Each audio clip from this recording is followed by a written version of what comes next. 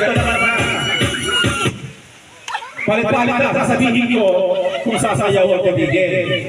Makinig kayo sa akin, di ba? Kahit may tugtog yan, pag sinabi magtigil, titigil kayo kahit may tugtog.